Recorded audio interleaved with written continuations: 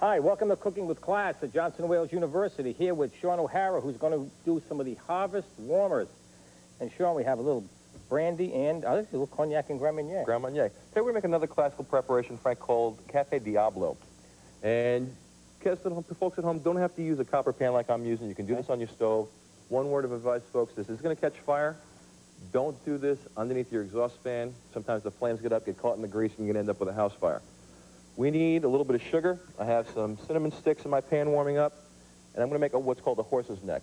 Okay. I'm going to cut an orange. You can use any type of citrus fruit you want, and I'm going to just roll this around so I get out one solid piece in a continuous spiral, and then I'm going to stud this with cloves. Justin, if you'd bring me the ones we've already got done. Thank you very much. And to the sugar and the cinnamon that's warming up in our pan, I'm going to add about 6 ounces of cognac and 6 ounces of Grand Marnier. This for one serving? This is for about 4 servings. Oh, okay, I thought it was for one.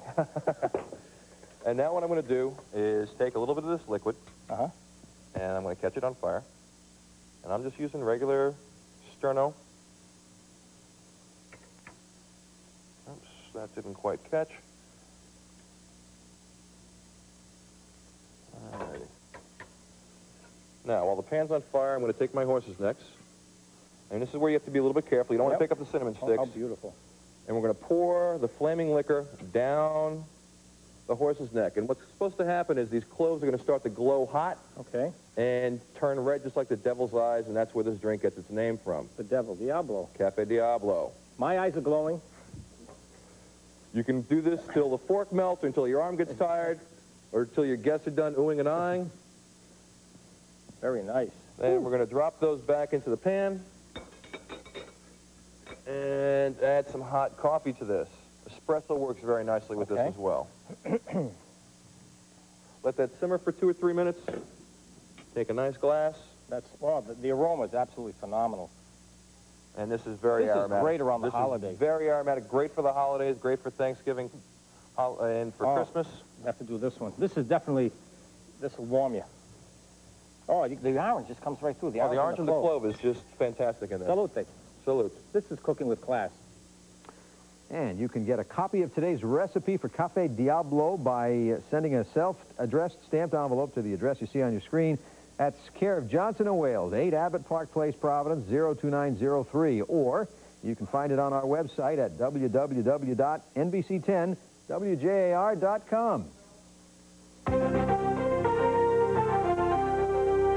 Well, that certainly looks like some great stuff for this stormy Veterans Day here in 1998. And as we take a look at our tower cam this afternoon from Providence looking to the west, I think you can see rays of hope beginning to show up. Notice right across the center portion of the screen there's a whiter line, and that indicates the back edge of what is the shower area. You can see it coming in from the west, even though it is still raining here in the Providence area. In fact, over most of Rhode Island. In fact, you can see our camera there still has some raindrops on it. That is the hope. And that is, I think, the forecast as we head into this afternoon for returning sunshine. Let's take a look at our Weather Team 10 weather net this afternoon. Here in Cranston right now, notice the temperature's down to 51. We did get to 63, and the wind, which is much, much tamer than it was earlier today, and it's coming in from the southwest and south, averaging about 7 miles per hour. The barometric pressure, quite low, is beginning to rise a bit.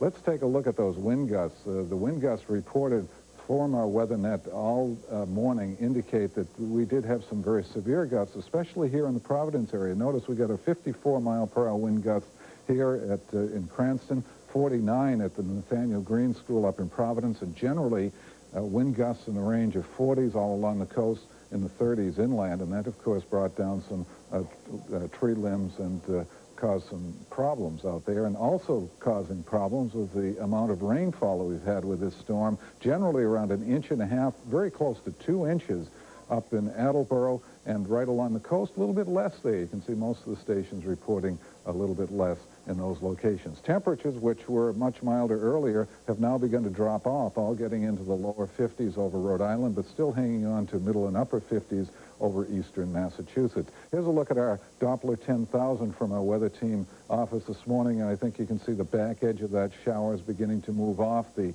Doppler radar loop does show that as things begin to push away, I think we'll begin to see that those will continue to push away. And also, notice how the satellite picture is showing a nice sharp line. That's what we just showed you on the tower cam out to the west, and there is sunshine there, and that will be coming in during this afternoon. Now, the reason for this all, of course, was that big storm which moved up into Canada yesterday. Notice how the storm now is sort of hooked around and is sitting up here in central Canada. The wet and mild air is being pushed out to sea. Some colder air will be coming in, and that will dominate our weather as we head on into the weekend. So here's how the overall satellite view goes, with the front moving offshore, cooler westerly winds coming in as the afternoon goes on, and during the day tomorrow it'll be gusty and cooler with a high pressure center. It'll turn even colder later Friday and during the day on Saturday. So here's how the forecast goes. As I see it for this afternoon, I look for a sun to return across the area, and there'll be much less wind than we've had this morning, even though the wind will be breezy at times, likely getting up into the range of between 55 and 60 degrees once that sun gets back. Westerly winds 12 to 22 knots. And out on the bay, even though a gale warning is still flying out there, I'm sure that will be lowered to a small craft warning, and the wind becoming westerly 10 to 20 knots this afternoon. Visibility will be improving. Next high tide at 1:42 p.m., a low tide at 8:18 p.m. And here's the 5-day for you, showing that temperatures tomorrow will get into the low and mid-50s with sunshine, a little bit cooler on Friday, a little colder on Saturday, and then Sunday looks to be a cloudy day with perhaps some rain or showers moving in. There could be a couple of wet snowflakes as the precipitation ends early on Monday, and the Giorsi factor for this afternoon will be running roughly about a 7 out of 10. So overall, Frank, it looks as though this afternoon will be in pretty good shape coming up once that sun gets back. All right, thank you, John. If you've been watching our ColoCare awareness campaign on the afternoon news here on 10 in recent weeks, you know that colon cancer is a killer. But early detection increases the odds dramatically in surviving the disease. Our doctor on call this week is here to answer your questions about colon cancer. He's Dr. Gerald Elfenbein, and he's the director of the Cancer Center at Roger Williams Medical Center in Providence. You've had a chance, I think, to check out some of the questions phoned in by our viewers earlier. Why don't we start with the basic one, which is, what are the symptoms of colon cancer, the warning signs? There are two major warning signs. The first is any evidence of blood in bowel movements, and the second is a change in bowel habits, whether it be frequency, kind of bowel movement, or the thickness of the bowel movement. All right, one viewer phoned in a question about the early 30s age category. Do people in their early 30s have this risk? I have seen patients with this cancer as early as the 20s, and in fact one teenager, but it is very uncommon.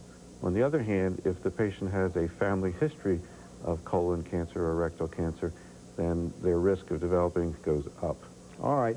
How often should someone with a family history of colon cancer get a colonoscopy? This is another question phoned in. The family history is obviously a signal to pay attention to what's going on and pay attention to the warning signs and symptoms.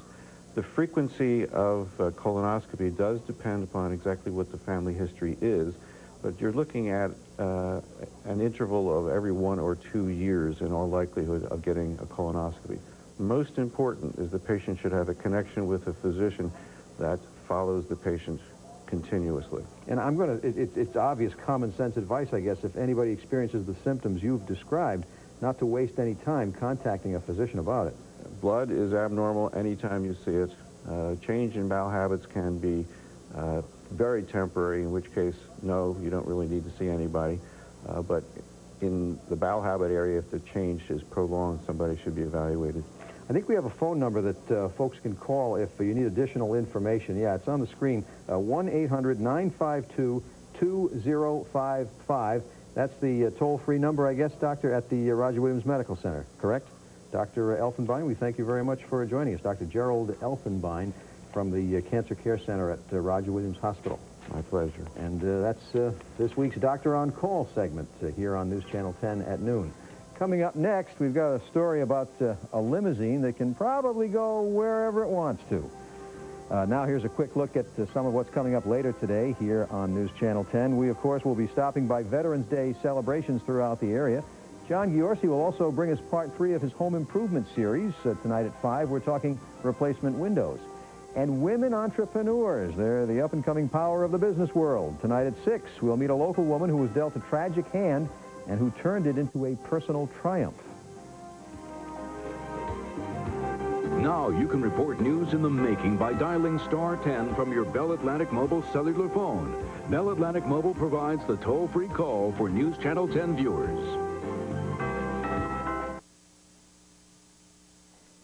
You're wondering about which limo to use for the holidays or for next year's prom? Well, how about a Hummer? The military-style Humvee now comes in the super stretch variety, we're told. This one can hold 14 partygoers. They can watch 2 TVs, get samples from the built-in bar, or just relax with music from the audio system. It is apparently the longest Humvee on the road, 35 feet, and only one of 5 or 6 in the U.S. And there'll be no arguing with other drivers about a mall parking space with that thing, huh? Stylish-looking devil, isn't it? Yes, it is. It's more extras in there than in my house. That's right.